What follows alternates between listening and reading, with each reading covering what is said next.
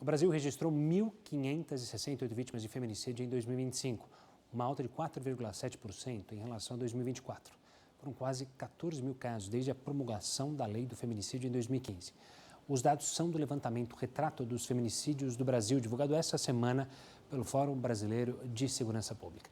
Além dos casos de feminicídio, essa semana nós falamos sobre o estupro coletivo contra uma garota de 17 anos em Copacabana, no Rio de Janeiro.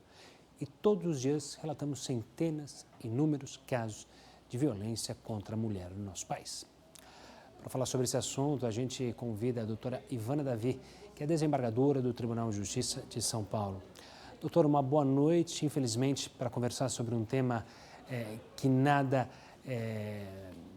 honra o nosso país, que é esse número altíssimo de feminicídios, colocando a vida de mulheres em risco. Eu lhe pergunto, a gente tem esse debate sobre o machismo, sobre o abuso dos homens com mulheres, estupros, já há alguns anos. E parece que só piora. O que está faltando? Punição, a gente aprovou uma lei nova. Temos leis. As pessoas não ficam presas, os homens não ligam para a punição, a sociedade que segue machista. Na sua visão, qual é o problema que faz com que a gente tenha esses números tão altos e crescentes? Pois é, Gustavo. Boa noite a você e a todos que nos acompanham aqui na Record News. Esse é o grande desafio e a grande pergunta que se faz. Para a gente ter imaginado, e as pessoas que nos assistem tenham certeza disso, esse ano, 20 anos da Lei Maria da Penha.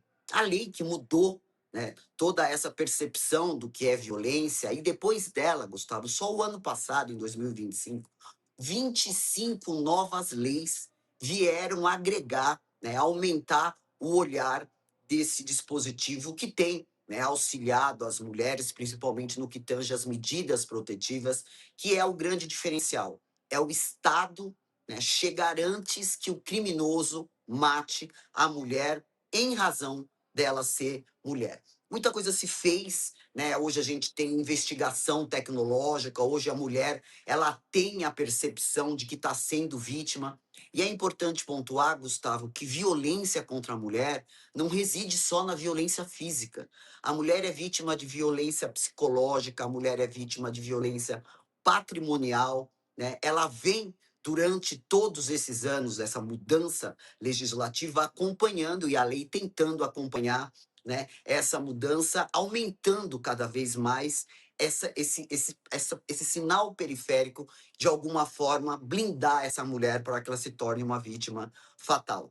A violência, ela começa com comparação, ela começa com empurrão e chega no seu ápice, que é o feminicídio, que agora, como você bem colocou, deixou de ser uma qualificadora do crime de homicídio e passa a ser um tipo penal autônomo com pena de 20 a 40 anos de reclusão.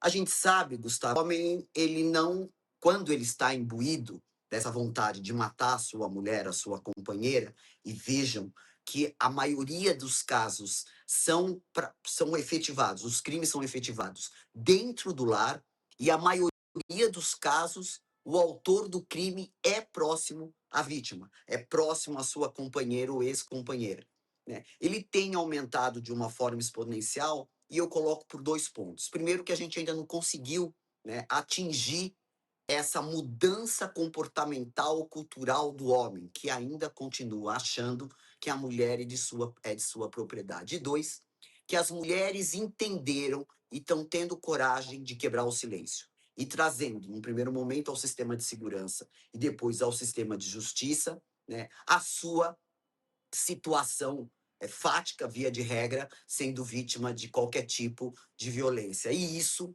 os números, né, mostram dioturnamente. Para a gente ter uma ideia, 4 mulheres são assassinadas por dia no nosso país. Muito há que se fazer. Doutora, você tocou num ponto muito interessante que eu vejo pouca gente falar. Quando a gente aumenta uma pena, obviamente que a gente está querendo justamente mostrar o crime não vai compensar, a pena é alta. Mas você falou, né? São crimes que são particularmente passionais, ou seja, a pessoa está imbuída de posse, aquilo é dela, o homem se sente nesse direito de matar. Então ele pouco se importa com o fato de ficar na cadeia ou não, ou até nem liga para isso. E aí a gente vai para o problema da sociedade, que ainda dá esse suporte de que o homem é o principal provedor, é o dono da casa, é quem administra, é quem tem que ter a mulher no comando.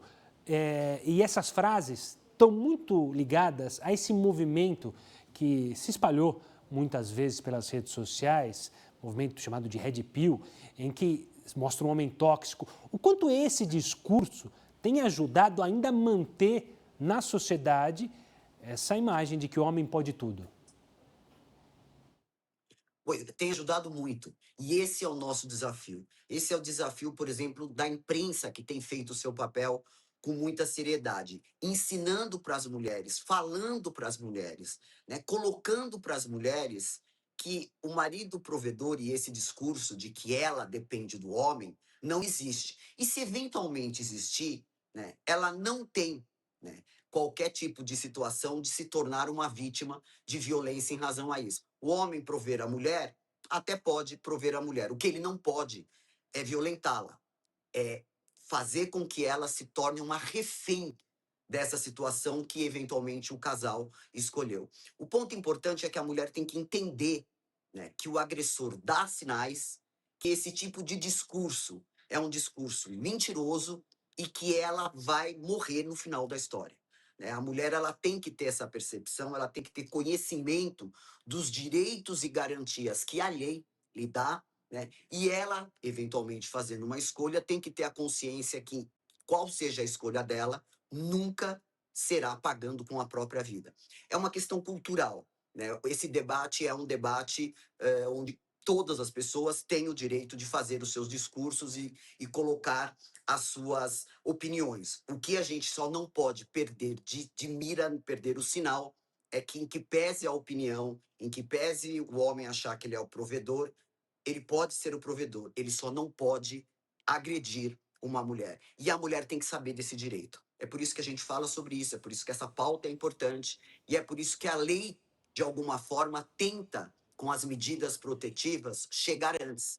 Qualquer sinal, né, que a mulher tenha, e por isso ela deve ouvir as outras pessoas. Quem está de fora consegue perceber isso de forma diferenciada, às vezes mais rápida, porque não tem o envolvimento emocional, deve procurar o sistema de segurança e, de alguma forma, se proteger para não se tornar uma vítima que perca a sua voz porque perdeu a sua vida.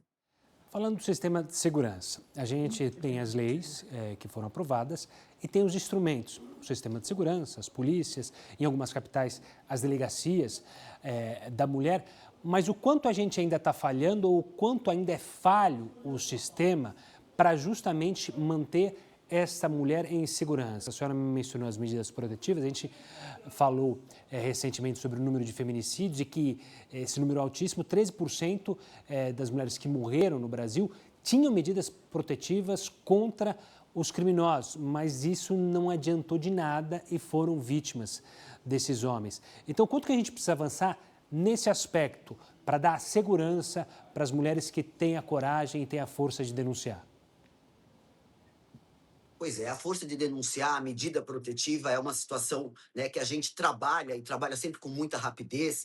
Veja que em comarcas onde eventualmente não tenha juiz naquele momento, não tenha plantão, o próprio delegado de polícia pode, né, determinar uma medida protetiva, por exemplo, de afastamento do lar, e depois essa medida ser enviada para o Poder Judiciário, que vai eventualmente fazer o que a gente chama de controle diferido dessa medida.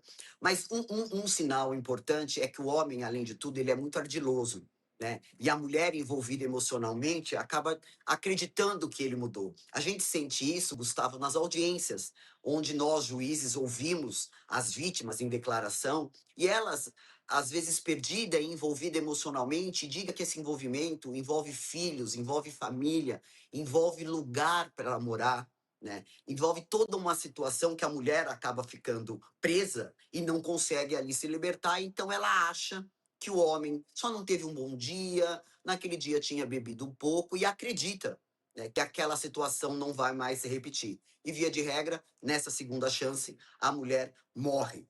O que a gente tem que trabalhar é empoderar essa mulher vítima, e ainda que tenha uma família, ainda que tenha que proteger a sua família, ela não pode perder né? O distanciamento de que ela, via de regra, paga com a própria vida. Né? Então, a gente tem que, além do Estado, né, proteger essa mulher com medidas protetivas, essa mulher ela tem que, de alguma forma, ir buscar, e o Estado pode oferecer isso com políticas públicas, que está na lei, que ela seja independente financeiramente, que ela tenha um lugar para ir com os seus filhos no momento em que ela tem que se afastar, porque às vezes o juiz manda ele se afastar e ele não obedece. E às vezes, e muitas vezes, a vítima é que tem que ir embora e pega seus filhos e vai embora. O Estado tem que gerir para essa mulher, tem que ter um lugar para essa mulher ficar. Nós temos as casas, né, de proteção das mulheres que faz esse serviço, mas ainda precisa ser ampliado. A gente precisa de políticas públicas.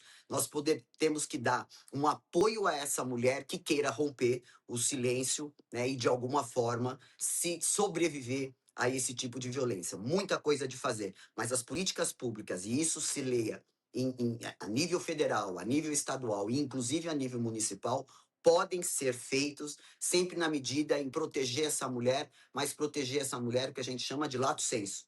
Não só com a medida protetiva, mas eventualmente garantindo essa mulher, né, vencimentos, garantindo essa mulher proteção no trabalho, garantindo essa mulher a sua a sua forma de se locomover, né, e garantindo essa mulher, por exemplo, condições financeiras de manter os seus filhos.